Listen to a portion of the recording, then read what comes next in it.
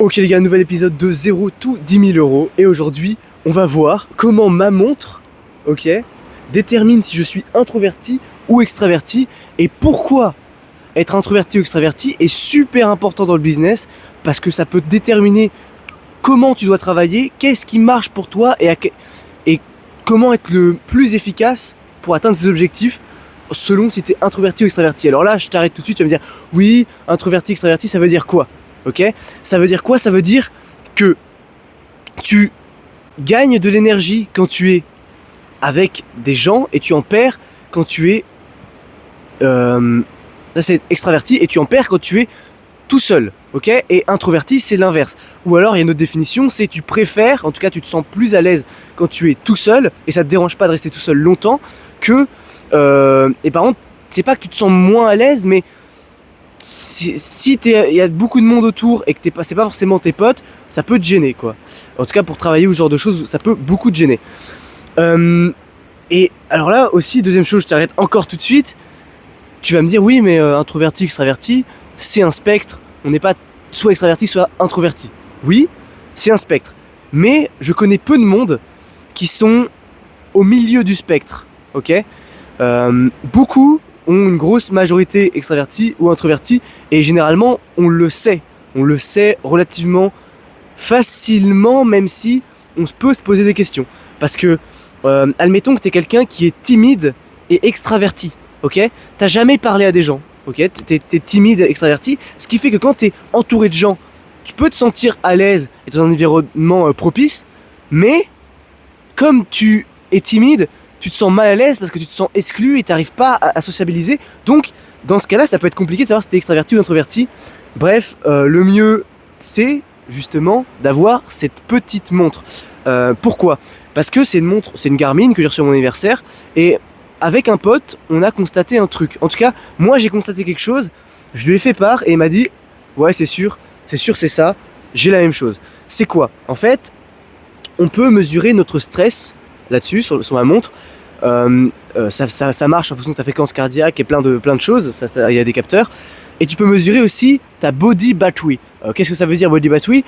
C'est un truc qu'ils ont un peu inventé, qui veut un peu rien dire, mais qui estime si tu portes ta montre nuit et jour pendant plusieurs jours, au bout d'un moment ça arrive à calculer quel niveau d'énergie t'as. Et c'est relativement fiable, c'est-à-dire que quand t'es à 100, bon bah tu pètes la forme. Quand t'es à 10, bon bah t'es vraiment shooté. Et personnellement ça marche bien. Alors tu vas me dire oui mais peut-être un effet placebo. Non, parce que moi je regarde la body battery le lendemain ou après. C'est-à-dire que j'évite de la regarder sur le moment, parce qu'évidemment, admettons t'as fait une nuit de merde, si tu regardes ta montre tout de suite et que tu vois que t'es genre à 25 de body battery après avoir dormi, alors normalement après avoir dormi t'es à 100, va te dire merde, ça va te jouer un truc sur le cerveau. Vaut mieux ne pas regarder, tu regardes plus tard pour analyser et comprendre des choses, comme si t'es extraverti ou introverti, c'est ce qu'on va faire aujourd'hui. Et donc, qu'est-ce qu'elle me dit, cette body battery, sur si je suis extraverti ou introverti? Enfin, a priori, c'est juste ton énergie dans la journée, ça devrait pas changer. Bon, comme on l'a vu, l'énergie c'est ultra important. Hein, ce qui est pas, on dit on manque de temps, mais le temps on a compris. Le temps on a compris que c'était pas ça. Tout le monde a 24 heures dans ses journées. Pourtant t'as des gens qui deviennent super riches, qui font des grandes choses, et t'as des gens qui font rien alors qu'ils ont aussi 24 heures. C'est pas une question de temps, c'est une question de prendre le temps. Mais après tu peux prendre tout le temps que tu veux. Si tu n'as pas l'énergie pour faire les choses que tu veux, voilà, tu n'y arriveras pas. Donc le nerf de la guerre c'est l'énergie. À quel point t'as envie de faire les choses et tu as la capacité de le faire. Donc, voir son énergie, c'est super intéressant. Là-dessus, globalement, ton stress, toute activité qui te donne du stress, fait baisser ton énergie. C'est automatique, ok? Toute activité stressante te fait perdre de l'énergie, sauf le sport qui peut t'en faire perdre ponctuellement, mais au final, à long terme, ça régule mieux tes hormones et donc tu gagnes de l'énergie, mais ça te fait quand même perdre de l'énergie sur le moment, ok? Et quand je regarde ma courbe de stress, ce que je me suis rendu compte, c'est que en cours, je fais une journée tour classique où entre les pauses je travaille ou je sais pas quoi, tout ça. Je fais que travailler pendant toute la journée, mais je suis à l'école, donc entouré de plein de monde. Je regarde ma body battery, elle baisse normalement, tu vois, c'est comme d'habitude. Sauf que, en fait, ça baisse relativement vite et j'ai du stress tout du long de la journée. Et ce que j'ai remarqué, c'est que le week-end où je suis tout seul et je travaille aussi, je fais le même effort cérébral, j'ai quasiment aucun stress et je finis mes journées de week-end à 30-35 de body battery, alors qu'une journée d'école, je finis systématiquement à 0, tu vois, quasiment. Et c'est fou, je me suis dit mais pourquoi? Qu'est-ce qui se passe à l'école? Et là je regarde la courbe du stress et je vois que je stresse.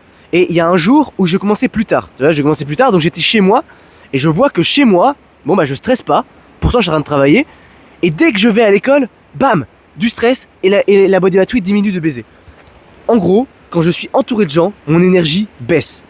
Et c'est pas juste je me sens mal à l'aise comme je l'ai dit au début, non, c'est vraiment mon énergie baisse. Et mon énergie là-dessus baisse.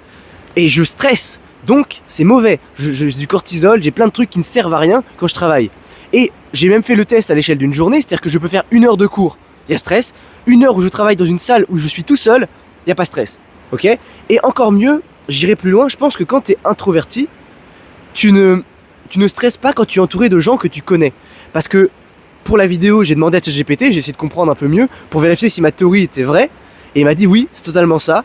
Et il est allé encore plus loin, c'est que quand tu es introverti, tu as une surstimulation de toute ton analyse. Même si tu ne parles pas avec les gens, même si tu es simplement présent dans une pièce, ton cerveau va suranalyser, ce qui va créer du stress et tu vas mal voir les choses. Et moi je me reconnais beaucoup là-dedans parce que j'essaie de tout prévoir et tout calculer. En fait je me dis ok, oui, quelle personne, ça, cette personne là pense quoi de ça.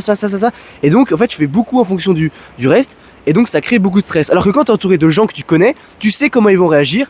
Donc plus stress en fait. Ton cerveau il a déjà calculé. Et quand il y a 5 personnes, il arrive à comprendre comment tout va se passer. Donc il n'y a pas de stress. Donc quand t'es avec des potes, aucun problème.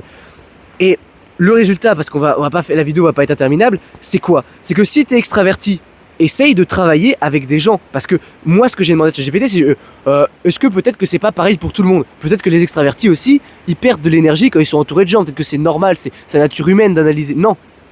Les extravertis ne perdent pas d'énergie quand ils sont entourés de gens. Et au contraire, ça veut dire quoi? C'est-à-dire que si t'es extraverti, travaille avec des gens. Mais vraiment, travaille avec des gens, va dans des espaces de coworking, va dans une bibliothèque, va n'importe où il y a des gens et tu vas de 1, moins te fatiguer, de 2, tu vas être plus concentré et plus efficace. Mais pour un extraverti, c'est le strict inverse. Si tu travailles entouré de gens, ça va 1, te baisser ton énergie de baiser, tu vas être moins efficace. Et là, tu vas me dire que c'est naturel. Mais non, c'est pas naturel. Moi, avant que je comprenne ça, des fois, je restais entouré de personnes et je comprenais pas pourquoi j'arrivais pas à travailler. Et maintenant, je vais dans des salles tout seul, je reste le plus longtemps chez moi pour pouvoir travailler parce qu'il n'y a que là que c'est efficace. D'ailleurs, je pense que même que les introvertis sont beaucoup plus aptes à se lever tôt le matin parce que c'est un moment où tu peux être vraiment tout seul. Il n'y a aucune distraction, tu n'as même pas des messages de tes potes qui t'envoient quelque chose parce que tu es seul. Et donc c'est extrêmement propice pour un introverti de travailler. Bref, j'espère t'avoir appris un truc.